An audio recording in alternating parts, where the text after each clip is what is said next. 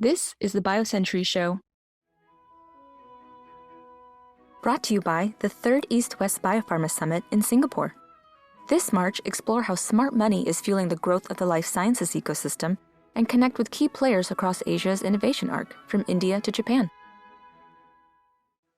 Hello and welcome to the BioCentury Show. I am Simone Fishburne, Editor-in-Chief at BioCentury, and I'm joined today by Khoo Shih, CEO of Singapore investment firm ClavystBio, which is an affiliate of the global investment company Temasek, and it was launched last year. We'll talk more about that.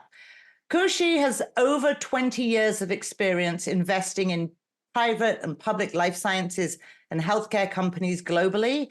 During her career at Temasek, she successfully grew the life sciences portfolio and led biopharma and early-stage innovation investments and strategies.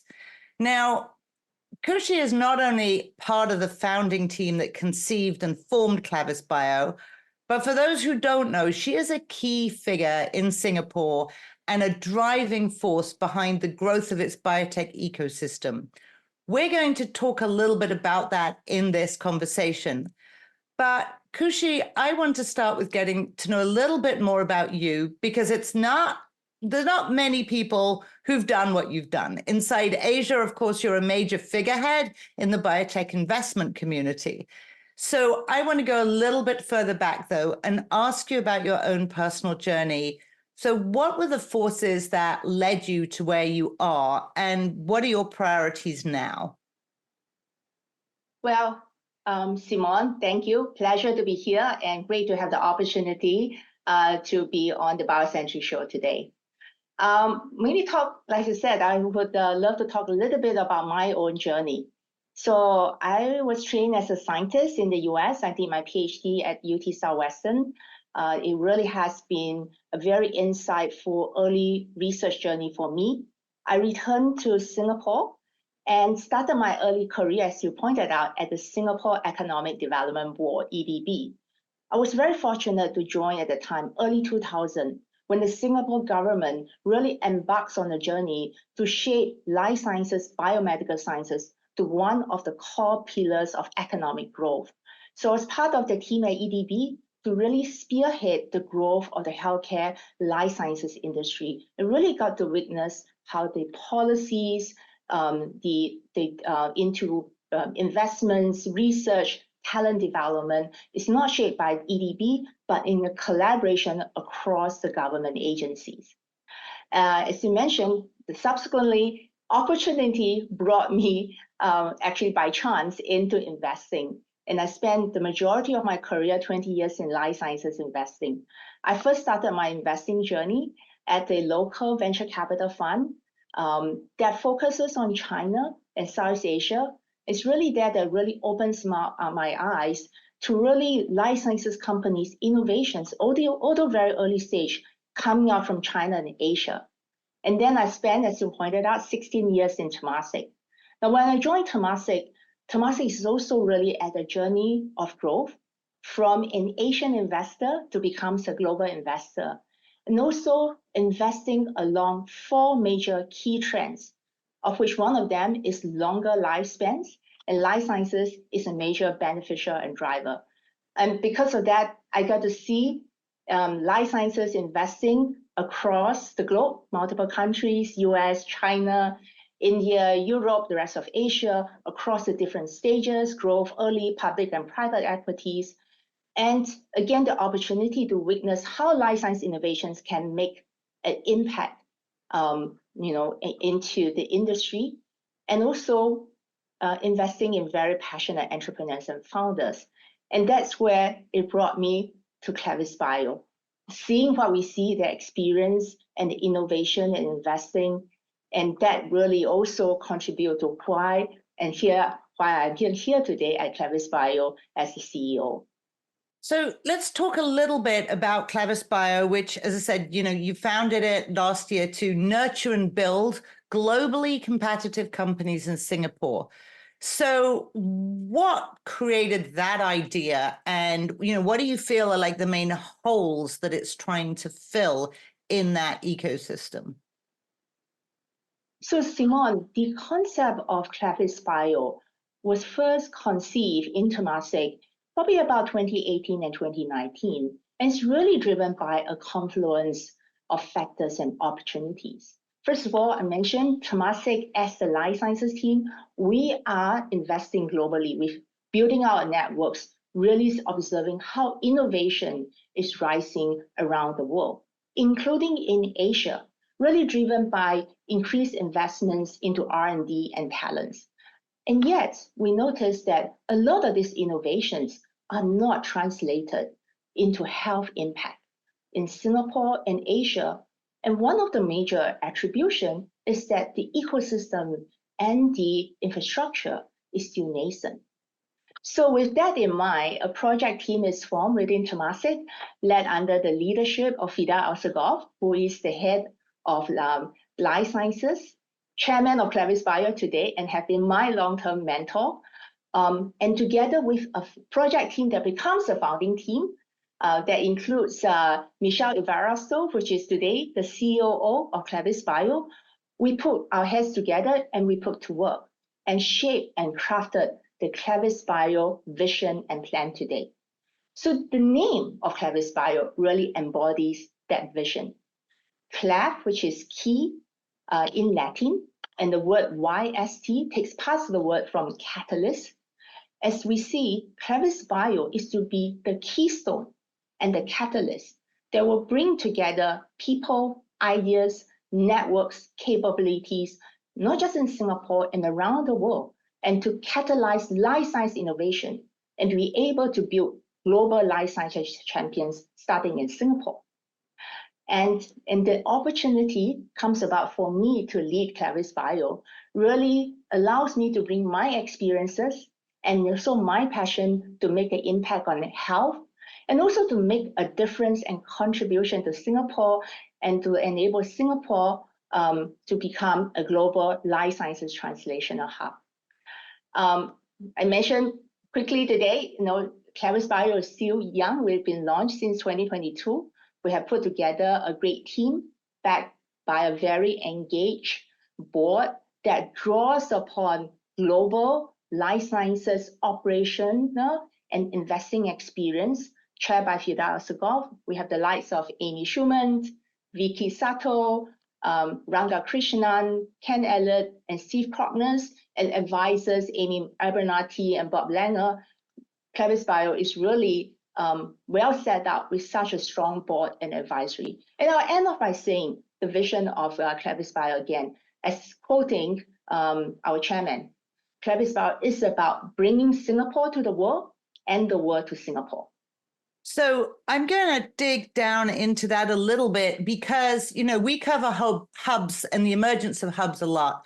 And over the years, I've spoken with people in New York, and I've spoken with people in San Diego and the UK and Belgium, and we've watched China emerge. Mm-hmm. And there's many places all over the world. I mean, we know that Boston and San Francisco are the core hubs, but frankly, outside of there, it's a broad competition. And, people struggle with it. A lot of places have good translation. And I wanted to ask you in terms of the vision, some places what you have is really strong science. Some places you have bellwethers, maybe not proliferation of science, but a few really core companies. And, and in others you have a very, a strong financial center. So do you have a sense of the sort of brand that Singapore can be and why people in the West we'll talk about the fact that they have started paying attention, but we'll get there afterwards. What do you think will be the globally competitive pull for Singapore? Yeah, well, Simon, this is a fantastic question. And that also speaks to, as ClavystBio is formed by the founding team, also by our shareholder, Temasek, we really look hard into the ingredients and the substrates that we can leverage out of Singapore. And let me talk about it in 4 broad areas, which we'll feel that are important substrates that will shape, and drive the Singapore's translational activities. And of course, where ClavystBio play a very important role. The 4 factors as you talk about, is the science and the innovation, the people, the health infrastructure, and of course, the capital. Let me start off with talking about the science and innovation. So the government has really invested more than $20 billion into nurturing and cultivating basic and translational life science research and talent development over the last 20 years. And today, we're proud to say that several of our research institutions, the likes of A*STAR, National University of Singapore NUS, Duke NUS, and the healthcare institutions has reached a global standing on life science research and output. We notice that the life science patents being filed in the last 10 years has more than doubled. So we are really a good momentum. And on top of that, we can call out really research scientific excellence, in different groups. Just name a few researchers just to take on that point. Professor Daryl Campana, who is the world expert in T-cell biology, and under his belt, his technologies has born 3 companies, of which one, Medisix, is one of company that is being born and started in Singapore, led by Lightstone Ventures and supported by ClavystBio. Professor Wang Lingfa of Duke NUS, he spent his career studying bat biology, immunology, impact on infectious disease, and today, Lingfa's research also has contributed to many companies, of which 2 of them, Purata Sciences and Cove Bio, are also investments of ClavystBio as well as our strategic partner, Polaris. And of course, the likes of Stuart Cook, he has a lot of work done on interleukin-11. He formed a company at Leofen that actually has a strategic takeout for Boehringer Ingelheim 2 years ago. So we see that the scientific excellence and maturity has increased. But on top of that, for life sciences, Singapore also has a concerted effort and excellence in other related areas, computer science, material science, engineering, that's cross-disciplinary that will have an impact on life sciences and biotech. So that's on scientific excellence. And we are seeing more innovations. More than half of our investments today from ClavystBio really leverages on innovations and ideas that comes out from the local institutions. And we can talk more about that later on. The second part is people. Singapore has a very concerted effort to nurture and groom scientific and clinical talents. Just A*STAR alone, they has supported more than 1,000 PhDs to the top US and UK universities to study life sciences, science and engineering. And the National Medical Research Council has many supporting awards and fellowship to support clinician scientists. Today, many of such recipients and scholars has returned back to Singapore, and they have continued to make an impact. The likes of Professor Xiao Hui Ling, which is trained in Harvard and MIT, today a professor in NUS for School of Biomedical Engineering.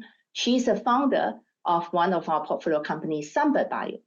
Yan Chuan Dan, co-founder and CEO of NuvoCore, also a company that counted Boehringer Ingelheim Venture Fund and ClavystBio as investors. And many others that continue to make not just impact, but also passionate and interested to make translational efforts and create startup companies. So that's the second front on people. I think maybe just to throw a statistics I looked out is that that's published by the government that today the researcher intensity of Singapore, we counted about 12 PhDs per 1,000 workforce, and we leave a number that is close to what we see in North America and European countries, which really speaks to the very concerted effort to grow homegrown talents, but also bring in international talents to Singapore. The third one is really healthcare infrastructure. Healthcare institutions in Singapore has reached global standing and well respected for their clinical excellence. National Cancer Center of Singapore, the Eye Research Center. But there's also a very concerted effort of one of these population health-based initiatives. Singapore Ministry of Health has embarked on the National Precision Health Initiative. of which Precise is an entity that really looks into building a genomics and clinical data biobank. They started the journey. They already have 10,000 genomes of Singaporean population. Singapore population is quite representative of Asia, primarily of Chinese, Indians, and Malays. Now they are embarked in their second phase, which is 100,000 healthy individuals and 50,000 diseased individuals that will not just collect genomics data, but link to electronic health records. And on the third phase, this particular database will be ramped up to 10% of the Singapore population, which is close to 500,000. And that will also collect not just genomics, clinical, but lifestyle data. We see this particular Asian genomics and clinical database to be able to be an important foundation that can provide new insights, data insights that will not just benefit clinicians, researchers, but can enable and accelerate translation where local company startups can leverage on, which I think this is a very important part. And the last one, capital. I think over time, the type of capital and also the life science experience capital has also grown. Mentioned about Temasek setting out ClavystBio to be a focused life sciences investor. We collaborated and brought in partners, Polaris, Lightstone Ventures, Accelerated Life Science Partners, but not just these partners. We also seen many other investors setting out a presence in Singapore. The likes of Novo, Flagship, Cedars-Sinai started out a Singapore-based fund and also invested alongside us in Engine Bio, Qiming, Life, the great work of Enterprise Singapore, who really nurture all this global relationship and brought in these funds. Strategics such as J&J created their first J-Labs program, and they supported the first cohort of startups last year. Roche, Starfinder Diagnostic, and of course today, Singapore is home to already many global pharma and medtech companies as a manufacturing base, the good work of the Singapore Economic Development Board. So with all these funds and strategic presence, as Simon, you pointed out, people are paying attention. And of course, I want to call out that, BioCentury setting your first East-West conference in Singapore in March is probably also, I call that as a recognition that is, there are much more activities and the growth momentum in Singapore is catching on. Thank you. That was such a full answer. We're going to dig into a couple more of the points that you made, but first of all, let's take a very short break. Thank you. The BioCentury Show is brought to you by this March, BioCentury, Bay Helix, and Insights partner McKinsey & Company bring the 3rd East-West Biopharma Summit to Singapore, the gateway to Asia. At the summit, you will get a first-hand look at how the smart money pouring into Singapore plans to scale up the emerging life sciences ecosystem. You will also meet the key players from Asia's innovation arc, from India through Southeast Asia to China, Korea, and Japan. If you are a biopharma executive looking for partners or investors, or a life sciences investor looking for portfolio companies or limited partners, now's the time to meet Asia leaders face-to-face in Singapore. Register today at BioCenturyEastWest.com. Hello, welcome back to the BioCentury Show, where I'm delighted to be in conversation with Khoo Shih from Singapore's ClavystBio. Khoo Shih, we know that there's a lot of interest from, very banner organizations and venture firms such as Polaris, Flagship Ventures, Lightstone, Novo. I also want to move to something new that was recently announced called 65 Lab. And I know that you've talked about public-private partnerships and the importance of collaborations in driving the ecosystem, the biopharma ecosystem in Singapore. Maybe you can tell us about how this idea for 65 Lab came together and what its goals are. Happy to, Simon. So the idea of 65 Labs is really accumulations of factors. we are noticing that there is a lot of innovation coming out of Singapore, but these researchers are still also hungry for mentorship and guidance to mature this project to a stage that's just more ready to be spin off. With that in mind, 65 Labs is really created with the intent bringing together a consortium of strategic partners and investors that can identify these projects, identify these promising researchers, clinicians who are hungry to take the translational work into ultimately spin-offs. So the consortium is formed with Evotech as a strategic partner and also leveraging on their Bridges program they have started many years in other parts of the world, have enjoyed good success.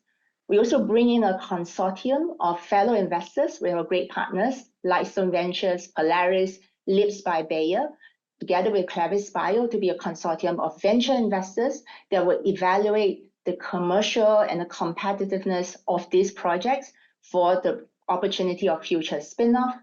And then we approach several of our local research institutions who has now today, 3 of them has signed on, National University of Singapore, Duke NUS, as well as A-STAR. And we're also talking to a number of other research and healthcare institutions who are so eager to be part of this particular project. Now, with 65 Labs launch in October last year, and Evotech also have an expert in residence in Singapore, co-locating with ClavystBio team. He has been actively talking to researchers, approached by scientists eager to find out how to be part of this program. We are actively looking at a number of projects, and very soon we hope to be able to fund this with the intention to build and further nurture the innovation pipeline in Singapore and create biotech startups together with a consortium of global investors. So we've historically followed public-private partnerships, and they're difficult, right? So, has it got concrete goals? How will it measure its own success, this 65 Lab? Well, the 65 Labs will be looking at funding projects, number of projects, with ultimately the spin-off of a number of biotech companies in the next 3 to 5 years. On average, each of the project will take about 18 to 24 months to mature. This is what also Evotech has seen in other Bridges programs. Yes, the success of this is that we will fund several of these programs and we will end off spinning off a number of companies in 3 to 5 years' time. And we're excited about this because we really see high quality projects and very eager researchers and scientists who are eager to be part of this. Right. And it's absolutely, the case, Evotech is a German company. You've got Lips by Bayer in there. You've got a lot of international presence. So it's very clear that there's momentum. And as you pointed out, BioCentury is doing our East-West conference in Singapore in March. And we're all very excited about that. I think we also, have to acknowledge, let's talk about earlier, we talked about the difficulties of creating a hub, and you have a tremendous amount of really quality science, but, turning that into companies is the next stage. So what do you have all this experience, global experience in biotech, you've seen it. What do you think is going to be the hardest part of making the vision a reality? Oh, first of all, I think we recognize that, there will always be challenges. Always be challenges. So building and starting companies, I think it comes back to where ClavystBio focus and strategy. We talk about we are a life sciences focused investor. We want to be very hands-on, close partners to our passionate entrepreneurs and founders to help them create companies that with solving global problems and also with a global outreach. Did I mention that we also want to really focus on first-in-class science and breakthroughs? And you'll notice that, from the 65 Lab partnership and several of our portfolio companies, we partner and bring in life sciences international investors very early from day one. That's important because it's not just about capital, it's because they also bring networks to talents and capabilities and ultimately market access. So maybe let me talk about one example or a number of examples of our portfolio companies on how we back great science, passionate people, but also partner global investors from day one, and how that companies and walk the journey together with the companies on their growth path. A prime example is ClavystBio. I mentioned just now Xiao Huiling, being an A-star scholar, she returned to Singapore. She runs her own lab. And she's very passionate about her technology. So she developed a proprietary technology that looks at being able to detect protein aggregates on exosomes that using blood that can really be used for early detections for neurodegenerative disease such as Alzheimer's. So her early research, published in top journals, we spoke to her and we got very excited and we connected them very early to Polaris. Amy Schumann, Alexandra Kentley. When they spoke to Huiling, they were really intrigued and excited by her science, but also her passion. And together, working with Polaris, ClavystBio is formed and created. Now, the R&D team in Singapore, Huiling being a scientific founder, leveraging Polaris network in the US, John McDonald, which is an experienced diagnostic operator and company builder, is brought in as an executive chairman to drive and lead the company, but also provide close mentorship to Huiling and the team in Singapore. Now, last year, Sunbird merged with ClavystBio, another Polaris and Temasek portfolio company that brings in complementary technology, as well as being able to give Sunbird a foothold into the US to allow them to further their clinical development and validation, and also ultimately market access. So I think this is how you'll see it about taking good science, even though it's originating in Singapore, but the talent, the management, and the problem we are solving, and also the presence is global. And then that's very important as we look into growing and scaling Singapore companies. Now, question. Well, I was actually just going to go in this direction because we only have a couple of minutes left. But you've definitely tapped into one of the most important themes, which is talent and the expectations. And it looks like you have a lot of strategy. I'll tell you, it also looks like you know every single researcher in Singapore is what it sounds like. But you've talked a little bit about Western VCs leveraging their connections, and it sounds like there's a sort of impetus to recruit experienced management teams from the West. Is that correct? And I wanted to know whether you think that other places in Asia, Singapore will sort of become a hub. The success maybe of China companies might yield benefits as well in terms of talent for Singapore. How are you looking at Singapore as a hub also in Asia? Yeah, well, I mean, Singapore historically has been positioned and seen as a hub, in Asia and connectivity to global. And we do partner with, we see a lot of innovations and talents that's being built out, as you pointed out, in China, but also in other parts of Asia, Australia, Japan, Korea, probably more of the innovation, but also as more of their innovation mature, you also have the C-suite talents. So we will see a lot of opportunities to collaborate with not just Chinese companies, perhaps also with Japanese, Koreans, and Australian innovations, and to leverage on that.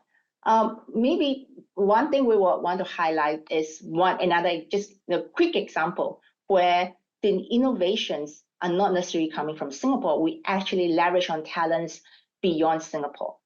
Automera is a company that are founded with two founders where they started their journey in Australia. And part of the science is also from Australian research.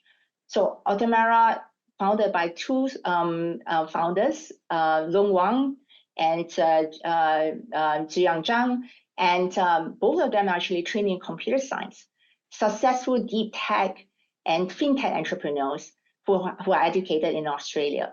They come to Singapore and decided that they want to apply their knowledge and capabilities into biotech.